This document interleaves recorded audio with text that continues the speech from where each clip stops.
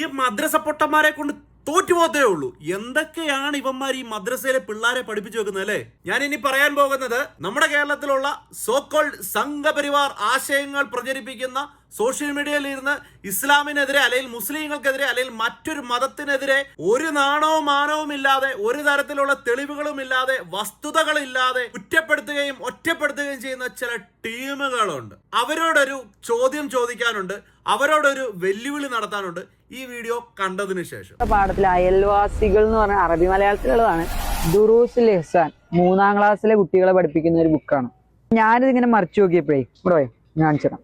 2ാമത്തെ പാഠത്തിൽ അയൽവാസികൾ എന്ന് പറഞ്ഞ അറബി മലയാളത്തിലുള്ളതാണ്. അപ്പൊ ഇതിലൊരു കഥയിലെ ഗുണപാഠങ്ങൾ എന്ന് പറഞ്ഞൊരു സംഭവം ഉണ്ട്. ഈ മദ്രസ പൊട്ടന്മാരെന്നൊക്കെ പറയൂലേ, സെയിം. നോക്കിക്കോ. അയൽവാസികളെ സ്നേഹിക്കണം, അവരോട് നല്ല രീതിയിൽ പെരുമാറണം. അയൽവാസി ഏത് മതവിശ്വാസി ആയാലും നാം ഗുണം മാത്രം ചെയ്യണം. ഇതിപ്പോ ഒരു ചെറിയൊരു ഉദാഹരണമാണ്. 3ാം ക്ലാസ്സിലെ ചെറിയ കുട്ടികൾക്ക് പറഞ്ഞു കൊടുക്കുന്നത് അയൽവാസികളെ കുറിച്ചാണ്. അവരോട് നല്ലത് മാത്രം ചെയ്യണമെന്ന്. അതിന്റെ അർത്ഥം അവര് നമ്മളോട് മോശമായി പെരുമാറിയാലും അവരോട് നമ്മൾ നല്ലതേ ചെയ്യാൻ പാടൂ, നല്ലതേ പറയാൻ പാടുള്ളൂ. ഞാൻ മദ്രസയിൽ പോയിട്ടുള്ളവരാണ്, എന്നെയും ഇതുപോലെയൊക്കെ തന്നെയാണ് പഠിപ്പിച്ചിരിക്കുന്നത്. നിങ്ങൾ പറയുന്നത് പോലെ വെല്ലുവിളി ഇതാണ്.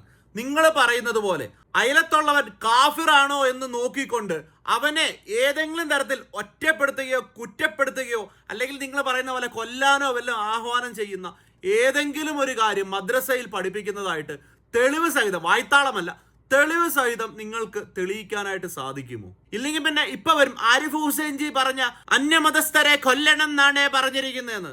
ചുമ്മാ ChatGPT-യിലോ അല്ലെങ്കിൽ മറ്റേ ജെമിനയിലോ എല്ലാം ഒന്ന് പോയി ചോദിക്കണം, ഇങ്ങനെ ഖുർആനിൽ പറഞ്ഞിട്ടുണ്ടോ, അല്ലെങ്കിൽ ഇതിന് മുമ്പ് എന്തായിരുന്നു, അതിന് ശേഷം എന്തായിരുന്നു, എന്നിട്ടൊക്കെ വന്നേച്ച് പറയാവുള്ളൂ. ഇനി ഇതിനെക്കുറിച്ച് വീഡിയോ വേറെ ചെയ്യാൻ എനിക്ക് സമയമില്ലാത്തത് കൊണ്ടാണ്.